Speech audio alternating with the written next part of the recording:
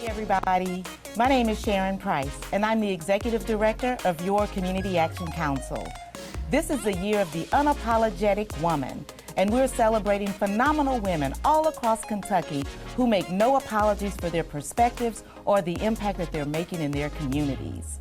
Today, we're celebrating the trailblazing Penny Christian, who is unapologetically fighting for equality in education and has done this for over 20 years in Fayette County.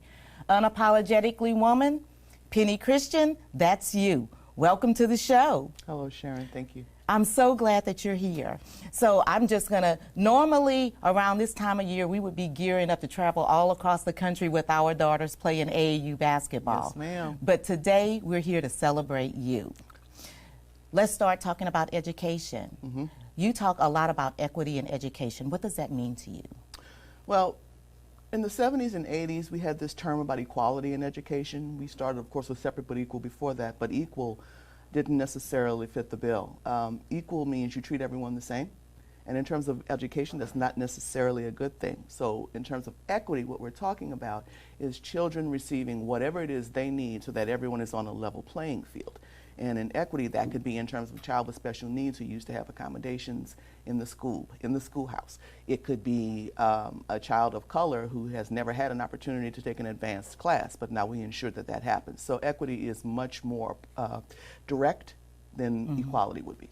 Okay, so there's been a lot of buzz lately, especially with all of the activity that happened with Black Lives Matter movement, you know, over the summer months. There's been a whole lot of conversation about implicit biases. What effect do you think that implicit biases have on education and equality in the classrooms, not just in Fayette County, but across the country? It's huge, actually, and it was interesting because I presented the National PTA Convention last year, and my topic was implicit bias and how it can impact family engagement.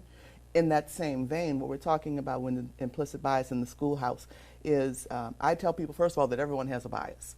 One bias that I have, and I will own it, I need to work on it, but I'll own it, is when we have this plethora of 22-year-old, blonde-haired, blue-eyed little girls who want to work into the challenging schools, want to work in those neighborhood schools in the hood, right? So they can fix these kids and change and make their lives so much better. Well, that's that first bias. The implication there is that these kids need to be fixed because they're broken. Okay. Right? So what we have with this implicit bias is they come into the classroom with expectations that they're going to change things and make them better for them, and that they're the only bright light in those children's eyes. Now, when you talk about Black Lives Matter, and we talk about last summer, which was so horrific for people of color with George Floyd and Breonna and Ahmaud Arbery, it went on and on and on. And what we have now, my daughter is 15. She was not immune to the stress of that situation. She was acutely aware that there is something going on with black people in this country. Mm-hmm. So what I did, when I spoke with some of my leaders and some of my fellow advocates, I tried to get them to understand it's time to now approach the schools. Tell our administrators, tell our teachers that you have to be careful how you address our babies when they come back into the schoolhouse, right? We knew they were out because of the pandemic, but when they get back, how are you going to perceive them? Because these kids are going to be antsy, they're going to be anxious. And one thing I said was, what you can't do is you can't weaponize law enforcement. What does that mean? Our schools now have resource officers. And when I say weaponize, I mean that same 22-year-old, blonde-haired, blue-eyed, has a young black boy in the back of the classroom who just can't keep still. He threw a pencil. I can't get him to listen. So rather than say, here's what we're going to do, or rather than find a way to have better classroom management, you pick up the phone and you call the resource officer and you say, take him out of my class. So now you have this 10 or 11-year-old boy who's had an experience with law enforcement when he didn't have to. Right? So this is what we're dealing with on a regular basis, and that's across the country. Mm-hmm. Kentucky is much bigger for me because I'm in the schools and I see it, and this is not about whether or not law enforcement deserve to be in the classroom. That is a conversation for another, hugely conversation for another day. But what it is about is if you're going to have contact with our kids, you need to be aware that they matter, You need to have some empathy, and they deserve some grace and respect when you do interact with them. That's a great point. So the Black Lives Matter movement started some demonstrations here and some marches and things like that here. And out of that came the Mayor's Commission on Racial Justice and Equality. And I know you were watching and involved in that because you were texting me and calling me and talking about it behind the scenes about what was going on. What do you hope to come out of the Mayor's Commission in regards to education and you know, anything really that affects our students that are in Fayette County? A lot of what we do is reactionary, which is a problem. We react to everything. We react to someone who is more loud than anyone else in the room. We react to the climate of a situation, and we need to be more proactive, right? We're dealing with this now because we weren't proactive on the front end. So now we're being overly reactive. So what I would like to see is not just having a seat at the table. And I was actually in a virtual workshop yesterday, and one of the presenters said, we don't just want a seat at the table, we want you to help us. We want to help you set the table. So what does that mean? We can invite you to the table because you were on that commission, right? That was great. But are you going to listen once you're at the table, right? Is whoever going to make the decision going to listen? So what I would love to see is not so much reactionary responses, and a true understanding that there is a problem, because a little cognitive dissonance is a good thing, because now something is going to enter your purview that you've never thought about before that's going to change the way you think, and that is how we alter that implicit bias and these assumptions that we're overreacting and it's just a matter of why don't you just get out of that neighborhood and not go to that school, right? So I'm glad we're talking about this. So that brings to mind, we're in the middle of a search for a new superintendent to replace Manny Kalk. And when I think about that, it makes me think about the composition of the school board. What effect do you think the current dynamic of the school board is going to, or how do you think that's going to affect the students in Fayette County Public Schools? It's already impacting and affecting the kids in Fayette County. What do you mean by that? It's not just hyperbole when we say that you need to be able to have someone look like you, right? Representation matters. It absolutely matters. We are in a minority majority school district, which means we have more than 50% of everyone else that's not white in this district of our students. We have a school board that is entirely white. We have a school board that I will be quite honest and tell you I have very little faith in.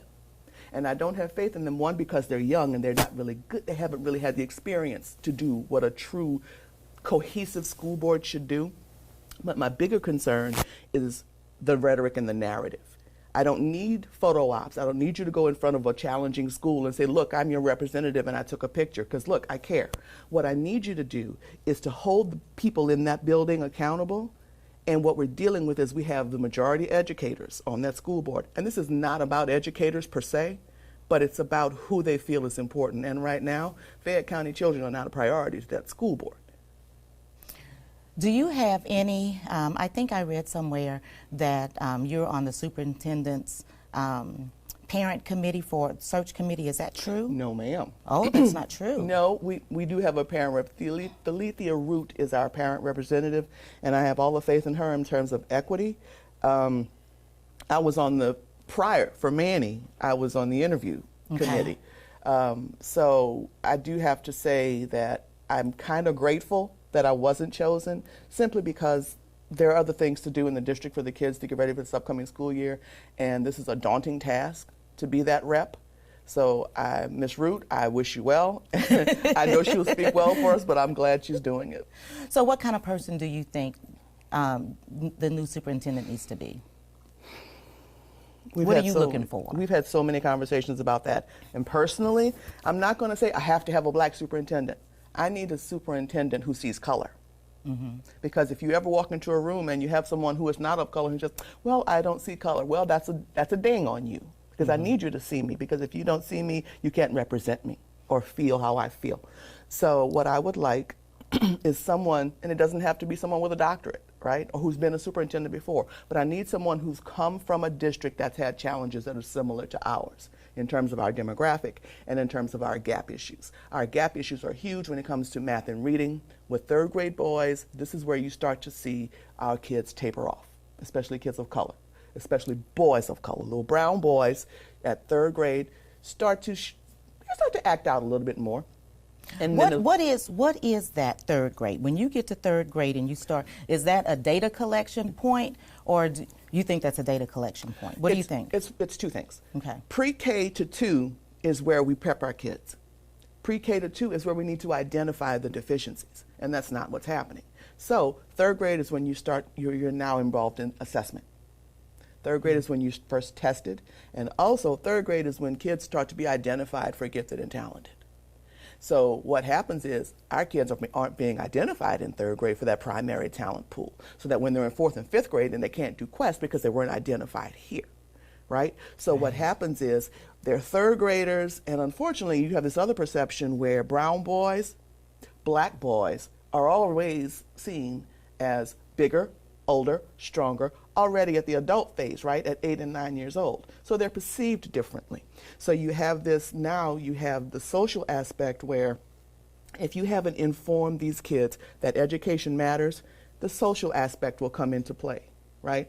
I don't necessarily care about school that much. So then you have kids who are failing and kids who aren't doing well in assessment for whatever reason. Be it, I do believe in test anxiety, but it's not test anxiety in 3rd grade when things start to happen. What it is these kids are now starting to feel that they're being pigeonholed. And I guarantee you they know and they can feel it coming from their teachers. Okay, we're going to move on along. Yes, ma'am. PTA. Yes. You do a lot of work in the PTA. Tell us about that work. I am currently in 16th District PTA. 16th District is all of Fayette County Public Schools. I serve on the Kentucky State PTA Board as a district president. I'm a board member. I have presented at the National PTA 3 times now, and most of my information, my passion has been not just about equity and family engagement, but engaging families of color. Okay. Traditionally, what has happened is families of color, black parents, have felt that they don't have a place in PTA. So when I hear, when someone says, I don't really feel welcome, or PTA is not a place for me, I know what they mean, but then I have to go back to Selena Sloan Butler. And you know, everyone has a spirit animal. When I present, or when I talk about PTA, I channel Selena Sloan Butler, who is a black woman who created the National Congress of Colored Parents and Teachers in Georgia in 1917. And it was modeled, excuse me, against the original PTA, which was National Congress of Women. That was its original name in 1897. So she decided, she became a teacher, and she realized there has to be some partnership between parents and children and parents and children and schools for children to really succeed. So she formed the whole, and it's much more of a holistic approach, right? So it was so successful. She started just in her kids' school, just bringing black parents and black teachers together, and then it grew into the state, and then it grew regionally, and then she started having a national convention. And after her death, she was actually named a posthumous founding member of the National PTA, which is what is now the National PTA, and we're celebrating 51 years of that cohesion. So PTA is not what a lot of people think it is, because you hear fundraising, and you know, soccer moms who are just hanging out and having coffee. I'm doing my best to dispel these myths. I am a black woman. I am not an affluent black woman, but I am about exacting change when it comes to kids. And this is about advocacy. PTA is an advocacy organization. It is the largest and oldest parent-child advocacy organization in this country. And we need to get back to our mission, which is to make every child's potential a reality by engaging and empowering families and communities to advocate for all children. And I take that extremely seriously. Yes, you do. So there is, you talked a little bit about family engagement, right? There's a difference between family engagement and involvement. How do you get from involvement and showing up for one-off events to get the parents fully engaged in the system, their child care or their child development center or their educational system? Involvement is going to the parent-teacher conference. Involvement is signing the permission slip. Involvement is sending the forms back that need to go, right? That's what you're expected to do. Engagement is when you go to that parent-teacher conference, your teacher sees you as a partner and engages you in dialogue where you know it's going to help your child. Engagement is when I go to the office and I have to speak to the principal or drop off a form, that the principal will come out, one of the counselors will come out and speak to me and say, hey, let's talk about so-and-so. How have they been? Or how are things going? So engagement is not about being in the building, let's say that, because there are some families who can't be in the building. They have to work, whatever the reason is. Everyone can't be in that schoolhouse. But engagement means that their child is represented. Engagement means that they have a true partnership with the teacher, with the principal, and everyone that's interacting with their child, and that the voice that they have is making an impact and actively making a difference in their academic success of their children. So a lot of times I hear parents say, the only time I hear from the school is when something's wrong. How do we curb that and change that so that the parents and the teachers are connecting on a different level other than when something's not right? There is a book called Beyond the Bake Sale. I was actually introduced to that book by Manny. Not long after he got here, he started the book club, and the first book he had us read was Beyond the Bake Sale by Ann Henderson and Karen Mapp. And they're both gurus when it comes to family engagement. And what he did was he chose that book because he wanted people to understand that the onus of these relationships is on the schools. You are responsible for reaching out to your families, doing what you have to do to get them in emotionally and have them buy into what you're doing, right? But how do we fix, I only get a phone call? Right. Quick story, when Kay was a sixth grader. I know Kay. When Kay was a sixth grader, the very first, she never got into trouble. You know our girls, our girls didn't get into trouble. I got a phone call, I guess a month into school year, from one of her teachers. And he called and he said, I just wanted to say thank you for Kay coming to class every day, prepared to learn, with a good attitude and ready. And I'm like, that's a good phone call. That is a good phone call. That's a great phone call, right? And she came home that day and I said, Dr. So-and-so called me. She goes, uh-huh. Well, she told me she knew I didn't do nothing. But anyway, that's the kind of atmosphere you want, right? He called just to say, your girl is good. I appreciate it. She's doing great. So how do we do that? And that starts building that relationship. It immediately starts building a relationship. And by the time she was in 7th grade, her sister was on her way into middle school, and I knew which teachers we wanted. They knew me. They knew my husband. They knew our faces. And let me say that that's not always a positive for everyone, because teachers knew not to mess with my kids. But what about the parents who can't be in the school? Are you treating their kids the same way, right? So I diverted. That's not your original question. But how do we do that? I'm also a member of the Pritchard Committee. And one of the things that we're trying to do right now is to get the colleges to understand that you need to embed this notion of family engagement into your curriculum for your teachers. When you're teaching teachers to teach them family engagement. We don't want it to be a 3-hour PD. We want you to learn from the very beginning, in your second year maybe, of your 4-year journey, that you have to bring everything to the table. And that means being vulnerable. That means understanding and having empathy. And that means knowing that every child in that room when you're teaching has an advocate and has a champion. So how do we do that? It's difficult. There's something called, Dr. Mapp in the book talks about 4 types of schools, and there's something called a fortress school. A fortress school is, don't come, we don't need you, we good, we're the experts, you can just pick them up. You stay home, we got this. Everything is fine. And usually fortress schools are where you have that phone call where only something is wrong, right? So our goal, our charge, is to knock that sucker down. Because if my baby's in the building, I'm coming in. And I need parents of color to go back to doing that. And I'm not saying that they've fallen short. What I'm saying is the power was taken away. The power has been taken away because they've been told after so long, you know what, we got this, we can handle it. And they track your kid. They'd say your kid has this diagnosis, just put them on these meds and we'll just have them be average and everything will be fine. And then you have, oh, this one here, she's dynamic, she's wonderful, but she's only one of 50 kids, so she'll be fine, right? We need to take that power back.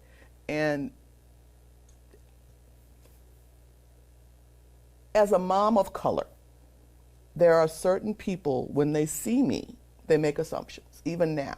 Because the first time they found out I was a PTA president, because I was a PTA president at Glendover and I was PTSA president at Morton, someone in a meeting someone said, "Oh, Penny is PTA president," and she said, "Where?"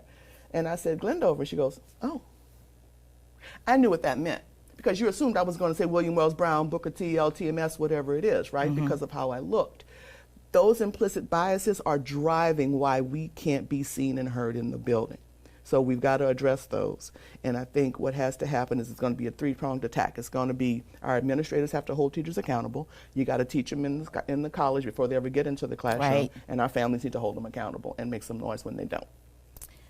So here's one of the things about women that are unapologetic. You mentioned the Pritchard Committee and you went on about the work, but you just received a certification from the Pritchard Committee, did you not? Oh. Now, see, you're thinking, no, we're here to celebrate you. That's what we're getting ready to do, too. So come on, Penny. SIPL Fellow. I just finished the last SIPL Fellow class, which is the Commonwealth Institute for Parent Leadership, which is under the Pritchard Committee. It started in 1990, I can't remember how long. And sorry, Bridget, I'll remember that later, because there will be a quiz. But the SIPL Fellowship track was designed to, one, identify parent leaders, and also to help them grow and find out what your niche could be. So, Penny, something else exciting that you probably won't brag on yourself about. Tell me about the Ed Trust. So the Education Trust is an organization, it's a nonprofit out of Washington, D.C., and it's all about equity. Everything about it is about equity. And in 2018, there was an opportunity for me to become a fellow with the Ed Trust. And what they did was you were nominated, it was 4 or 5 states. And you had representatives from each state that were nominated, and I was selected to be a part of that group, our cohort for here. And what was amazing about it was it was humbling on several levels, but it really told us that my advocacy game wasn't anywhere. Oh, you had to do some work, huh? I really did. And we went to D.C., and it was exhaustive work, but it was the most challenging because we were in a room with a bunch of unapologetic people. Yes. And we were all relatively vocal. But what was great relatively about it, means you were very vocal. Yeah. It was great. But they knew that. And listen, that's how I got there, right? I was at a workshop, and someone at the workshop called me a week later and said, "There's something I'd like you to be a part of. Can I nominate you for this?" So that was because I went to another Pritchard event. And I said some things, and they liked what I said. And I don't do that to brag. Everything I do, every opportunity that I have where you send me to a convention or a conference, or I'm part of a fellowship, it's all designed to increase my cache, my armory, if you will, my ammunition to help kids. That's why I do what I do. But the Ed Trust was probably the most humbling. I got to meet John King, who was the former Secretary of Education under President Obama, and he is a man of color. And he used to be a school teacher, and he came from poverty, and he speaks to you in a way that you know that you just want to go run out into the street and fight for every kid that you can find. So what I did was I took that and I brought it back, and I tried to incorporate a lot of that into PTA. So we have SIPL through Pritchard, we have PTA where I do a lot of trainings, and we have Ed Trust, and I take all of those things and I morph them into my own form of advocacy, which a lot of people tend to think is a bit brash. Don't care, because my philosophy is if you're not making someone angry, you're not doing it right. Because for systemic change to happen, someone has to be willing to acknowledge that they want to change. And there's going to be some uncomfortability in this. And I'm okay with that. I'm okay. And that's why I said cognitive dissonance is okay, because like I told you, I have my own biases. I have to acknowledge those biases if I want to grow. And cognitive dissonance gives me that acknowledgement. Right? So something that wasn't part of my knowledge base has come in and disrupted what I know. And I'm hoping that it's disrupting it for the positive, right? So when I talk about those 22-year-old teachers, my cognitive dissonance is lately I've met some teachers who came in and understood exactly what I was saying, who don't look like me, but are willing to hash it out with me and talk about how best we can approach these and fix these situations for these kids. Because it's not the kids that needs to be fixed, it's the system. Wow. That's a word, Penny. That's a word. Well, I'm so happy that we are celebrating you today, and we will be celebrating women all year long. I love it. I want to give you the last word. What do you want to leave people with? Oh, that's difficult. And it's difficult because I just want to help the kids. I know how that sounds. It sounds like a cliche. It sounds like, oh, isn't that sweet? All the precious little kids. But I'm a voice. But I don't want to be the only voice. When I train my families and I train my parents, it's designed for you to stand with me on that front line, get your boots dirty, and get ready. I will go with anyone to an ARC meeting. If there's a problem with the school, I'm happy to do it. But guess how much more noise we can make if I get 20 people in a training and those 20 people decide to go back out and come with me the next time I go somewhere. Right. So I'm asking parents, families, especially of color, to find me, be willing to do some hard work, and acknowledge that, listen, we are the ones with the power here, right? The schools are the ones who are educating our children, yes, but we can enact some change so that when they do educate them, they've educated them in such a way that these babies are profitable in the world, are better to take care of themselves and better to take care of each other, and understand that this world is better with them in it. That's it, Penny. Thank you so much for joining us today. Thank you, ma'am. Continue to tune in as we celebrate unapologetic women all across Kentucky, just like Penny Christensen right here in Fayette County. See you soon.